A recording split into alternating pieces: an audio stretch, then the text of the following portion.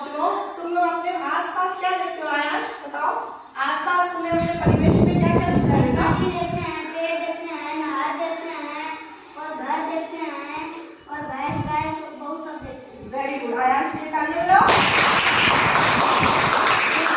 चीजें हम लोग अपने आसपास देखते हैं, जैसे नदी है, पेड़ है, पहाड़ है, पर्वत है, ये सारी चीजें हम सब अपने आसपास देखते हैं। तो बच्चों ये बताओ, ये सब चीजें जो हम देखते हैं वो हमें किसने दी है? कहाँ से मिलती है? वो प्रकृति से, जो ईश्वर ने बनाई है और हमें प्रकृति के माध्यम से मिलती है।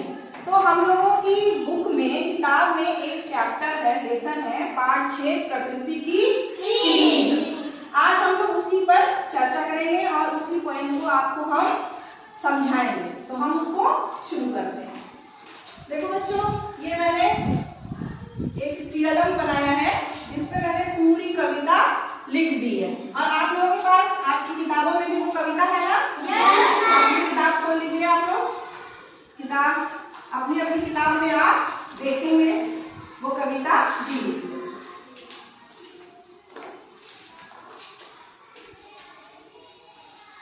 ये दिख रहा है? बहुत छोटा लिखा हुआ है लेकिन आप लोगों की किताब में दिख रहा है, ठीक है? तो इसको हम करेंगे। तो आप लोग खड़े हो जाओ, ठीक है? इसका हम आप लोगों को एक्शन बनाएंगे और इस कविता का भाव भी हम आप लोगों को समझाते जाएंगे कि इस कविता का क्या मतलब है।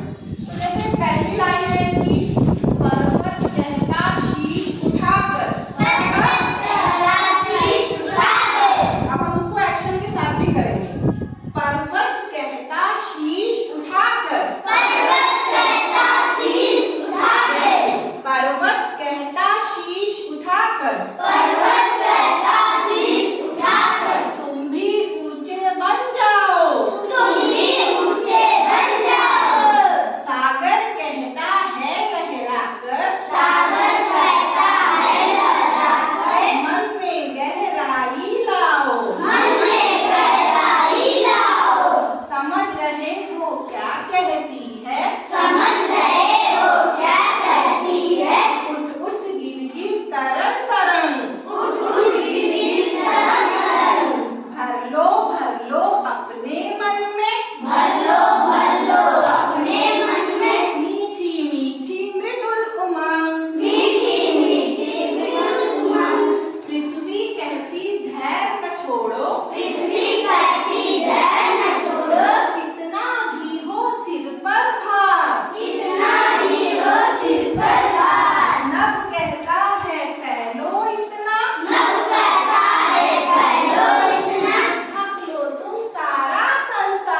ढक लो तुम सारा संसार। Sit down.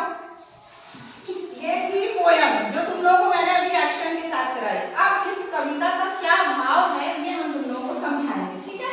आप लोग इस पर ध्यान दें। जैसे पहली लाइन में ये कहा गया है, पर्वत कहता शीश उठाकर तुम भी ऊंचे बन जाओ।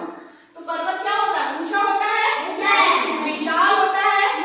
और वो क्या कह रहा है? शीश उठाकर तुम भी ऊंचे बन जाओ, यानी तुम अपने जीवन में ऐसे काम करो, ऐसे कार्य करो कि जीवन में तुम हमेशा सफलता की ऊंचाइयों को छूते जाओ, ठीक है? यानी हमें जीवन में कैसे काम करने चाहिए? अच्छे काम करने चाहिए, ऐसे काम करने चाहिए जिससे हमारा जीवन में नाम हो। फिर है, सागर कहता है लहराकर मन में गहराई आओ। तुम लोगों ने सागर देखा है?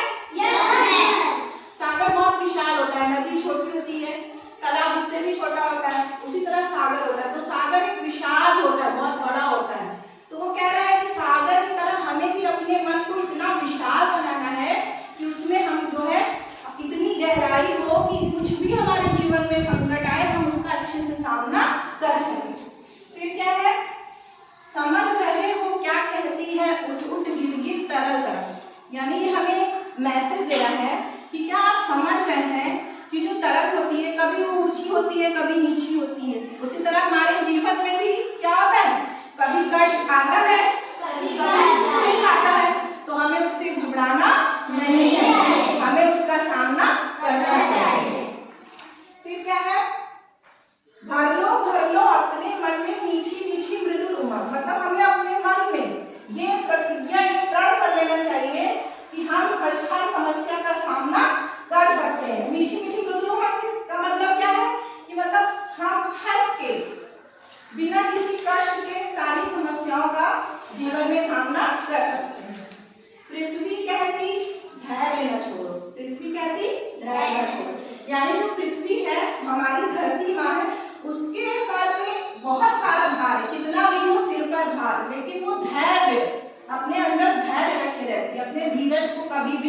कम नहीं होने देती है।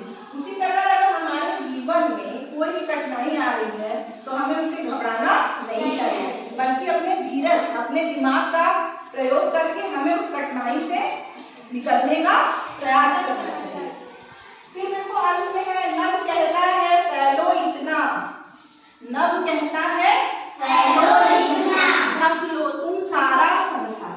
मतलब जो आसमान है, आकाश है, वो पूरी जो फैला हुआ है, उसका जो विस्तार है, वो हमारे व्यक्तित्व की महानता का परिचय देता है कि हमें जीवन में हमेशा क्या करना चाहिए, ऐसे क्या काम करने चाहिए कि जो हमारा व्यक्तित्व है वो क्या हो जाए, महान हो जाए, लोग हमारे बारे में बातें करें। तो ये जो पूरी कविता है हमें प्रकृति के माध्यम से एक सीख देती है और हमें अपने जीवन में उन सब सीख का क्या करना चाहिए, अनुसरण करना चाहिए। आप लोगों को कुछ समझ में आया बच्चों? बहुत अच्छा, वेरी गुड। तो आप लोग जो है ये कविता का भाव अपने शब्दों में लिखकर लेकर आएंगे, ठीक है? थैंक यू बच्चों।